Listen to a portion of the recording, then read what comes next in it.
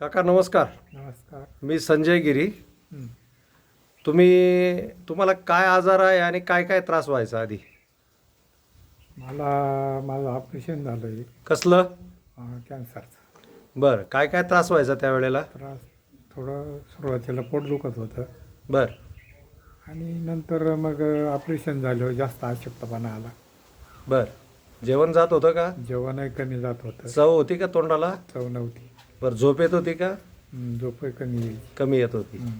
आणि मग तुम्हाला आता जे बायोसिलिक दिलं आहे गेल्या 15-20 दिवसापासून तुम्ही घेताय हे प्रॉडक्ट, हं.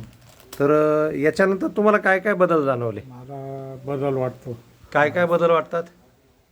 झोप व्यवस्थित येते, चेहऱ्यात बदल झाला आहे, माझा जेवणाचा बदल झाला आहे.